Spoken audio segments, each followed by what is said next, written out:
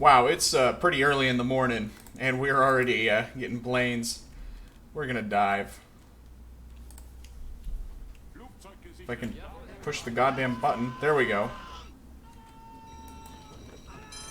Is it coming for me? It's not. Conditions are terrible, incidentally. That's it there, actually. I see you. Come on. What do we got? Looks like a Catalina. Yes, indeed. How annoying. Well, we're under. He's not going to be able to find us. So I guess I'm going to take that as my cue to stay under. As you can see, we've progressed pretty well into the North Sea with nothing other than this plane to show for it.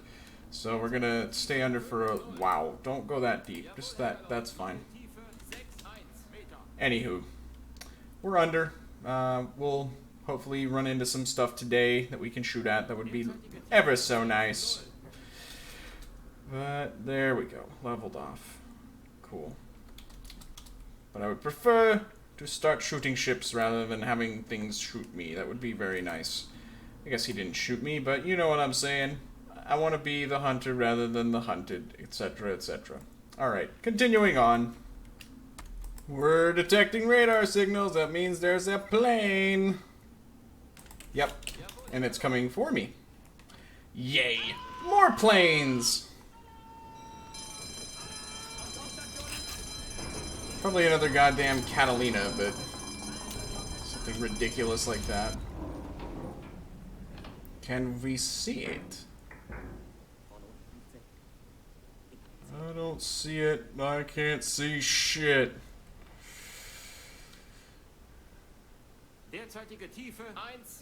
Yeah, I got nothing. Alright. Good enough. I'll just assume that it was something that I should be worried about. It was coming in quickly, so I don't feel like I overreacted there at all. And we're not getting anything on hydrophone, so it's not like a little patrol boat or anything like that. So we're going to stay under for the rest of the day. I have run into the hilarious and annoying CO2 won't stop increasing bug. Well, actually, I should say it's the CO2 won't go back down bug, which can only really be fixed by saving and reloading and saving and reloading until it stops, which is fun. Fun stuff.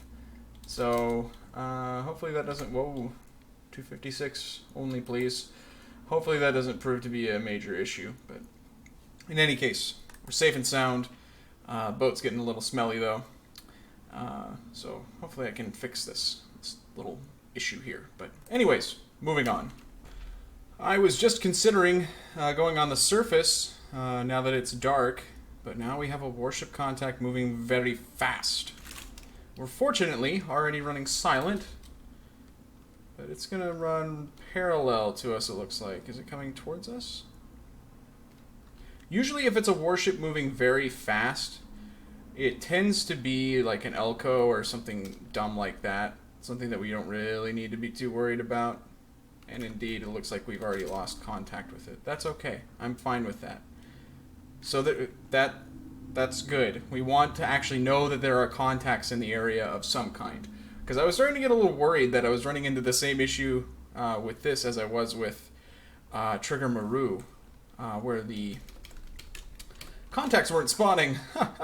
But at least they're spawning this time, except they're hostile, they're angry, they're fast warships. That's not necessarily the best, but we'll take it. It's a sign of life, a sign of angry, soul-consuming life, but life nonetheless. Alright, let's flip on the radar.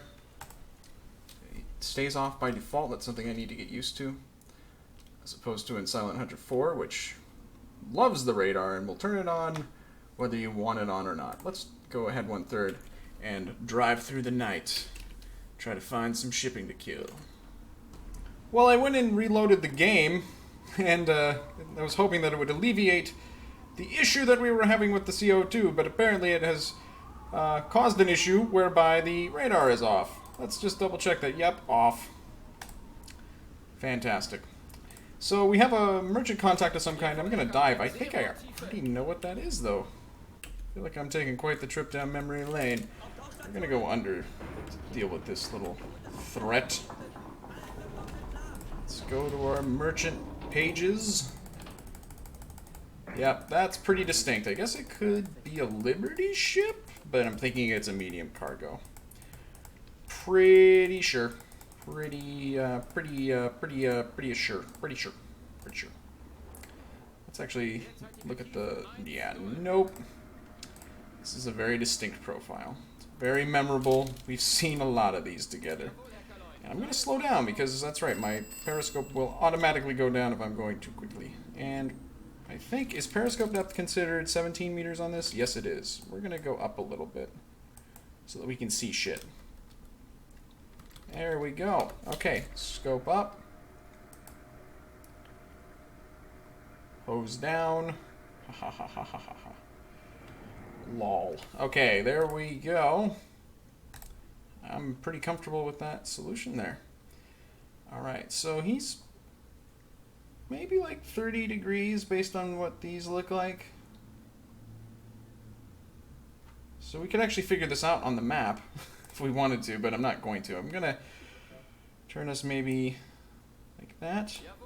Actually, we should use the map. What am I talking about?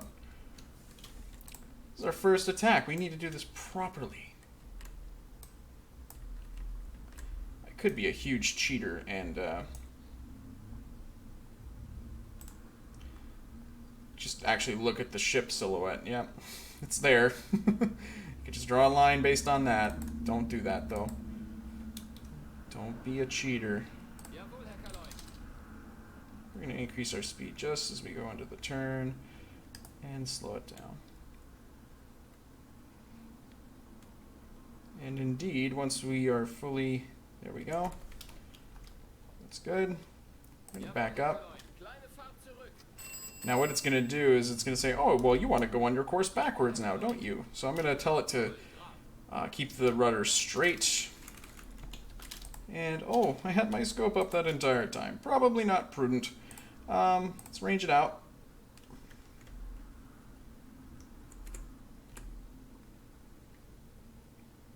Let's see. It looks pretty sharp. I'll go with that. Angle on bow is almost exactly 45 degrees. Based on this profile, it might be 50. Let's go ahead and give it that.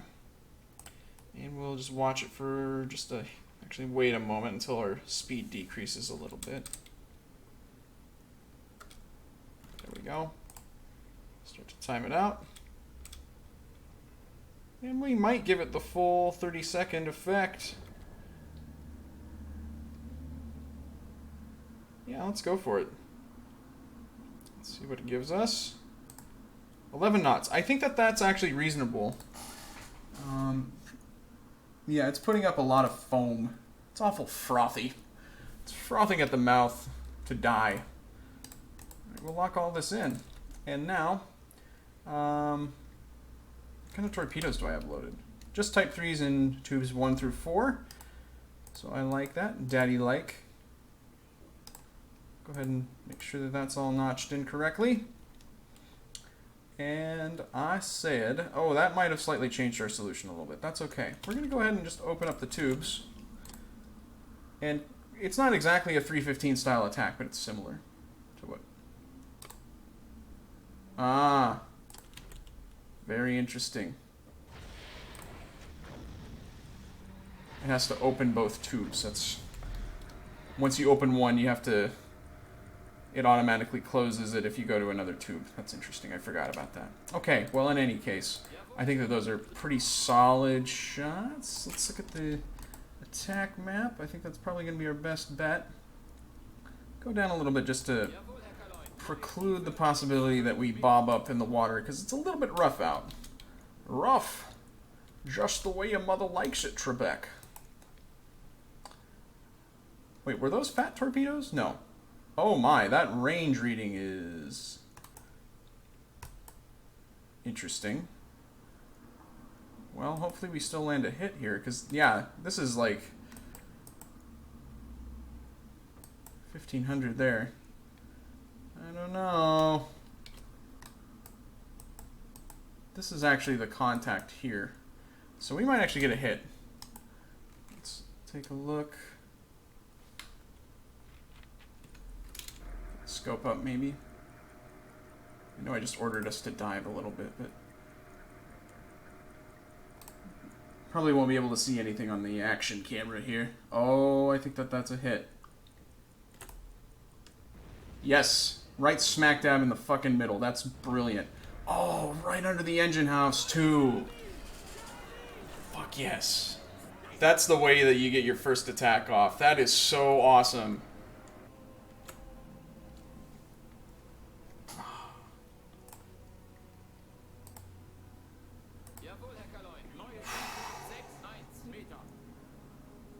I was a little worried. I was a little bit apprehensive. I had a little bit of stage fright there. I was worried that I was going to cock up the attack miserably. But that's pretty good. He launched a star shell, apparently. I can't see. There it is. Yeah. I think he knows where we are. I mean, obviously, if he got hit on the right side, or the starboard side, he's going to shoot it to the starboard side. But he's on fire, and he got 2... Yeah. That's all she wrote. And it is British, thankfully. Awesome. Medium cargo already in the bag. Good, solid, a little bit under 5,000 tons as I recall. Yep. The bread and butter of the U-boat captain, the medium cargo. Oh man, and the large merchant for that matter, but let's go back to that. Watch him sink. Yeah, I was a little bit worried because my previous outings in Silent Hunter 3, when I've been doing it during streams, they haven't been very successful.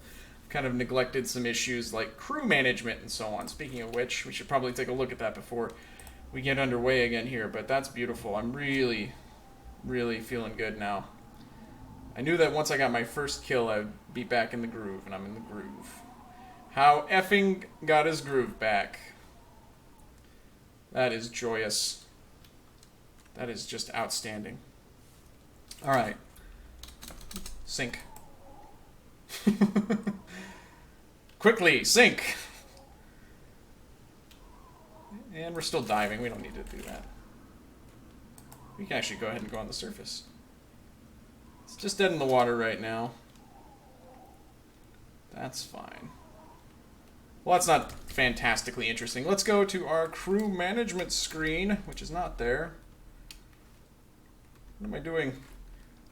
Oh my god, I'm pushing every button but the right one. Who's tired? Who needs a nap? You need to go in there. You might actually need a little bit of a nap here in a bit. Everybody's looking pretty good. Everybody's looking tanned and rested right now. Especially our watch crew. But Redcoat, Sieve, 82, Tengu 190, and of course Fezzy. They might need a little bit of a nap here in a bit, but that's okay. We're doing pretty good. I think I'll wait until they get down to half fatigue or something like that. And we'll continue on and hope that we run into another merchant. See, now that's what I'm looking for. Is that action right there. The whole capsizing, sinking, listing to one side thing. Because in Silent Hunter 4, it doesn't seem like boats really do that. They don't really list. Sometimes they sail upside down, but sometimes, most of the time when you hit them like this, they don't start to list and sink slowly. But that's great. I like to see the anguish of my foes. There they go. Oh, and we even get an action camera for it. It's really dark, so you may not be able to see that. But I'm seeing it, and I'm happy. Snap into a Slim Jim! Periodically, we've been getting some task force reports, which I haven't really been commenting too much on. But the difference between task forces in Silent Hunter 3, especially at this stage in the war, and in Silent Hunter 4, is that task forces in Silent Hunter 3 usually mean a bunch of destroyers that are out on anti-submarine patrol.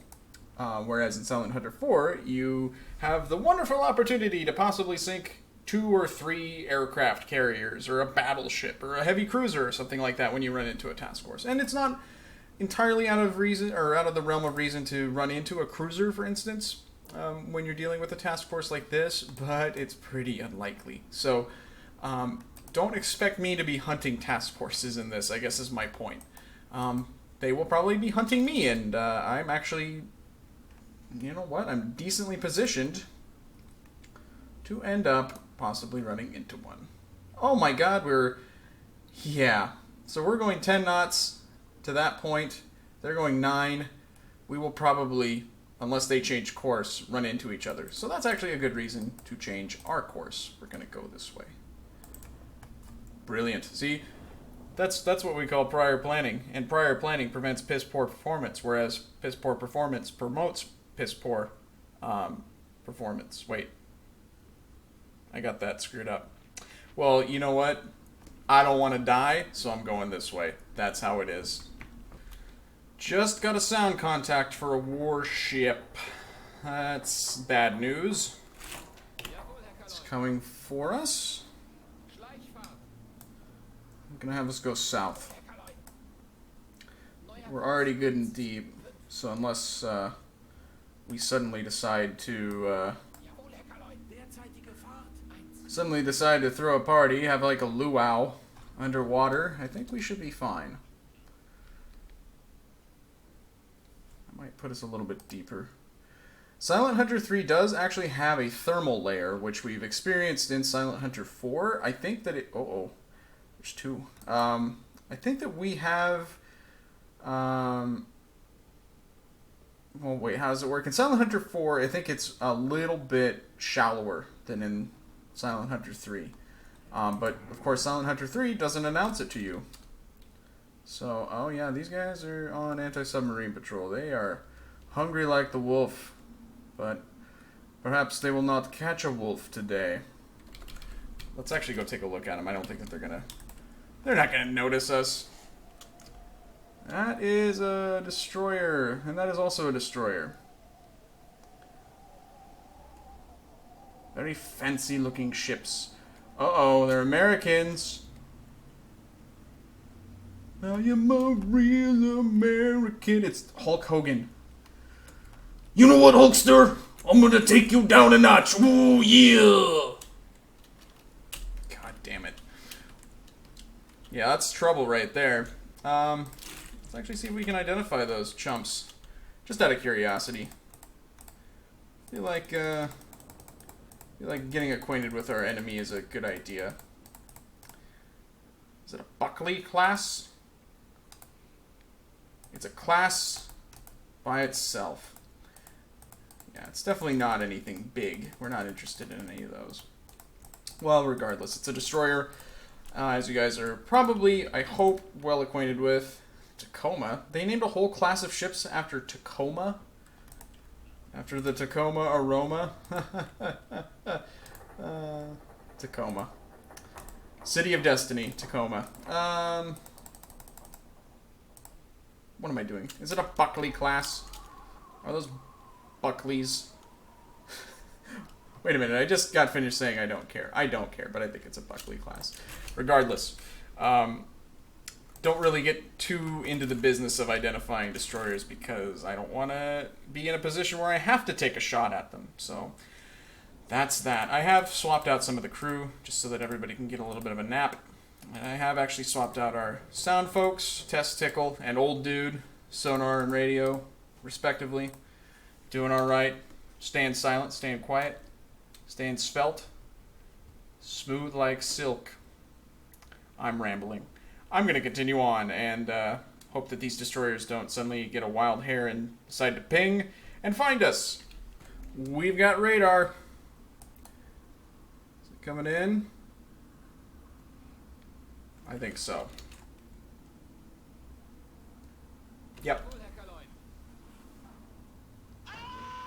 Good enough for me to start screaming a lot. Yep.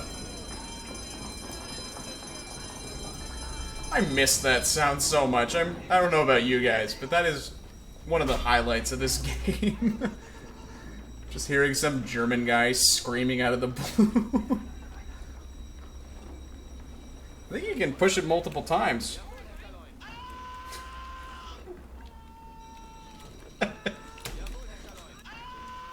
Okay, I promise I'll stop.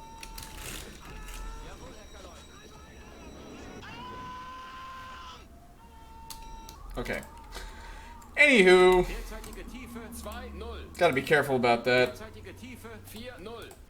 Got a little distracted. If you push it multiple times, it makes you go faster. Well, it's pretty dark out. You guys probably won't be able to see anything, but successfully avoided that little trap, you see. Yes. Current depth, whatever. Alright, good job. Well done, everybody. Trap avoided.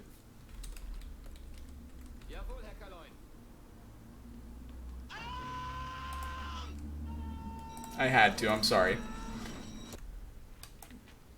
So I actually put us under because I detected a radar signature, and it turns out that it is a warship. So it's worth bearing in mind. Sometimes they're planes, sometimes they're warships. You just never really know for sure. Oh, hey.